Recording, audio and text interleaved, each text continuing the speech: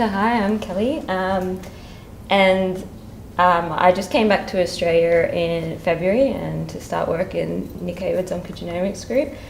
And I'm going to tell you basically what work we have going on in uveal melanoma at QIMR Berghofer. So uveal melanoma is the same as choroidal melanoma, it's just a difference in how we call it. And it's once again very much what my work is focused on, the melanomas that occur within the eye, rather than those, as Sunil mentioned, that occur on the outside that have the UV link. So talking about the same version that Sunil was. So what you're probably more familiar with is this level where we're looking at the tumour. Lots of things are focused on the tumour as a whole. But what we're actually interested in our group is what occurs much deeper within the tumour. So we're looking at the level of the cells themselves, what changes happen in the cells that cause them to form this tumour, and then even deeper again, down to the level of the DNA. So what is going on in the DNA, which is basically the instructions for the cells, what they should be doing, that is causing these tumours to develop. So if we focus on this level, we can see even at this level, there are very big differences between the melanoma that most people are familiar with, the one that occurs in the skin, and the melanomas that occur within the eye. And as we just heard as well, there is this strong UV and sun exposure link with cutaneous melanoma. And you can actually see this in the DNA as well. There is a signature of this that you can see, a very specific form of damage. We don't see this in uveal melanomas that occur within the eye. So they're very different in this way. And then if we actually look at the genes that get commonly mutated within the two cancers, they are also very different. The most common are BRAF and NRAS for cutaneous melanoma, but for uveal melanoma, it's these two, GNAQ and GNA11. So very much at the DNA level, while they're both melanoma, and they both arise from the same cells, which are called melanocytes, they are actually very different diseases, and they need to be treated as such. And it is very important that we have very specific research and approaches that are focused on uveal melanoma as its own distinct disease. So in our group, we have two main focuses that we're looking at in terms of the DNA of uveal melanoma.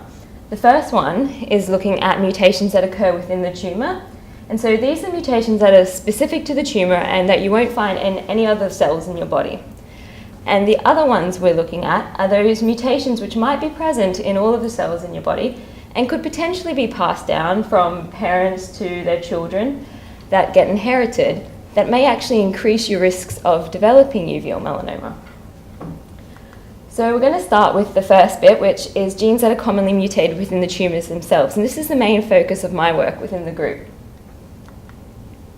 Now this diagram is basically a summary of some of the genetic alterations that occur in uveal melanoma. So very early on, we tend to get a mutation in one of these 4 genes here. And as the disease progresses, some other alterations occur. Some of these you might be familiar with. One of the common ones that is looked for is loss of an entire chromosome, chromosome 3, and this is called monosomy of chromosome 3. And on this chromosome, there is actually another gene called BAP1, which a number of people might have heard about as well, that also gets commonly mutated. And this gene, in combination with these two genes, EIF1AX and SF3B1, they've all been shown to have an influence on prediction for disease progression and how it's going to progress if it's going to spread. So what are these mutations that I'm talking about? As I mentioned, the DNA of cells is essentially instructions for what the cells are going to do. But instead of being made up with words, they're made up by nucleotides, which we denote with A, T, C's, and G's. So it essentially reads a bit like text. And so this is an example of one of the genes here. And these mutations are extremely small changes in the DNA. So this is just one little alteration in this gene that gets mutated that can lead to uveal melanoma. And this is really much the same as English, where this is one of my favorite examples, where something very small, such as the inclusion or exclusion of this tiny little comma, can very much change the meaning of this sentence. In the same way, this small alteration here can very much change the role that that gene is going to play in the cell. So it might be very small, but it's very significant. Now, while these genes here are often, people might hear about them in clinics because they do influence prognosis, the genes I'm actually focusing on are the ones that occur very early on in the disease. And this is because these genes collectively, if we take them as a group, they're actually mutated in anywhere from 92 to 98% of uveal melanomas, and they all interact with each other.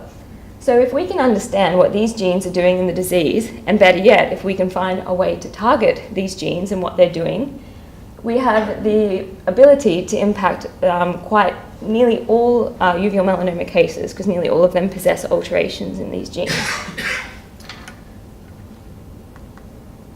So the two most commonly mutated, as I mentioned before, are GNAQ and GNA11, and they encode proteins, and these proteins send messages throughout the cells telling them to do different things.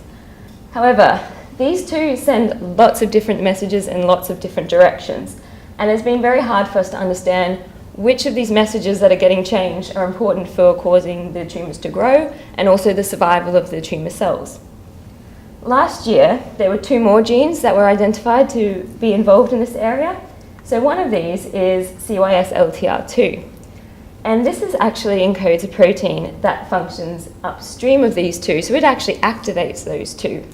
So this is an important piece of the puzzle, but it doesn't really help us understand too much what is going on down here in terms of what's important for their growth and survival. However, last year, our lab also identified another gene called PLCB4. And this one is actually activated by GNAQ and GNA11. And it has really helped us focus in on a subset of the signaling that gets activated and the messages that get sent, and helping point us in the direction of which of the signaling is probably going to be very important for these cells to keep growing and to survive. And this is where we're directing our focus at the moment. So while these mutations are known, we still don't know exactly what they're doing. And if we want to find out what a gene is doing, and particularly what the mutation in this gene is doing, the best way to look at this is to have two identical systems, or in this case, two identical cells. So in every single way, they're the same, except we want to have one of them having this mutation in the gene that we're interested in. So it could be any of the genes. And this way, if we compare these two cells to each other, any differences we see in the signaling and the messages being sent through these cells are going to be the direct result of the mutation in that gene, because that's going to be the only difference. And the way we need to do this is we need to introduce these mutations into cells. And we do that through gene editing. So much like a text document, you want to be able to just alter the sequence or alter the words that are in there.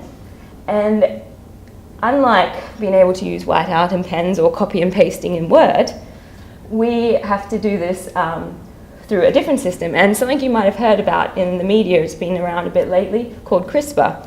And this is a form of gene editing that we can do. And what this essentially is, CRISPR involves this protein, which has the ability to cut DNA. But the really interesting thing about it, and the exciting thing about it, is we can tell it exactly where we want it to cut. And we do this by providing it with a bit of the sequence for the area of the DNA that we want it to cut. And so basically, it'll move along the DNA, and when it finds where it binds, so when it finds an exact match for the piece of sequence we provided it with, that's where it's going to cut. And when it cuts, this allows us to either remove pieces of DNA and also to put in pieces of DNA. So in this way, we can introduce our mutations into the cells. So we can create these systems which are identical in every single way except for those mutations, which gives us very nice, clean systems to try and understand what these mutations are changing within the cells. And this is very much the focus of my work, and this is what I've been working on developing since I moved here at the beginning of the year, is creating these models where all of these cells are exactly identical to each other except for the mutation in each of these genes. And by comparing these genes back, these cells with these alterations back to the original, and looking at the difference in the signaling that gets sent through the cells, the messages that are being sent out by these proteins, what's different, so particularly focusing on this pathway I mentioned before, we can have a look and we can see which of these little signaling networks get changed with each of these mutations.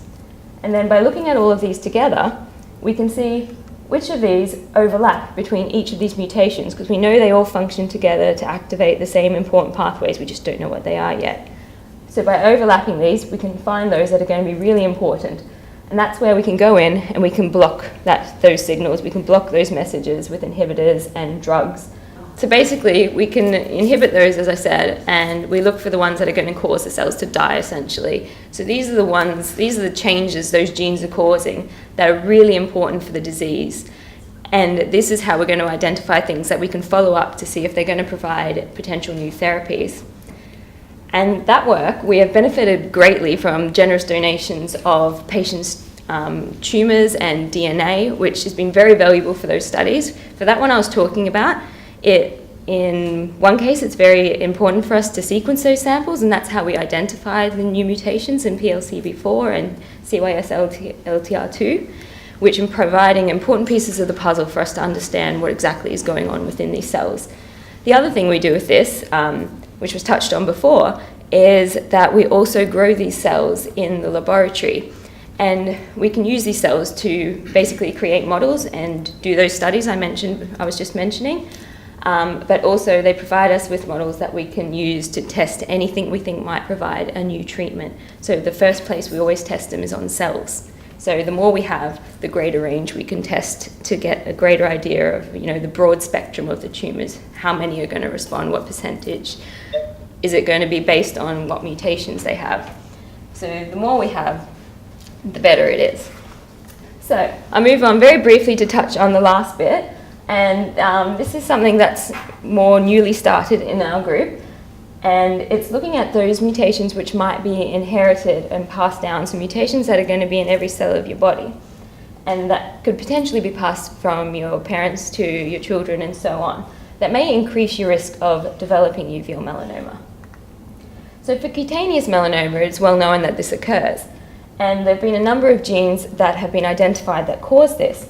And with cutaneous melanoma, it's a bit easier because most of these mutations have a very clear inheritance pattern. So this is a pedigree, and if you look at it, generally the black boxes or the coloured in circles or squares or shapes are the ones that are affected. So generally, if you have the mutation, you will develop cutaneous melanoma. It's not always the case, but it's generally a very clear pattern of inheritance, which makes it easy to identify these families and identify the genes involved. The other thing that makes it easier for cutaneous is just the incidence rate. So quite conservatively, you get in Australia 35 new cases each year for every 100,000 people. So there's quite a lot of cases to pick from, and a small proportion of these might be families, but there's greater numbers, so there's more of them out there to look at. Uveal melanoma, however, is a bit more confusing and not as clear. So far, there's only one gene that we know seems to increase the risk of developing uveal melanoma, and that is BAP1.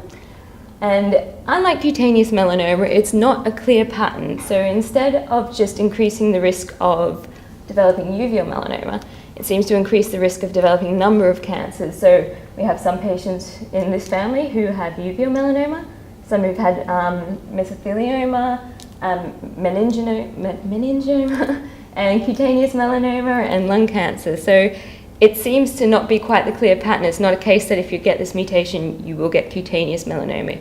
You might not get any cancer, or you might get one of these other ones. Uveal and mesothelioma are most common. But because it's not quite as clear-cut, it makes it harder to firstly identify these families, and then also to identify the genes that might be causing that.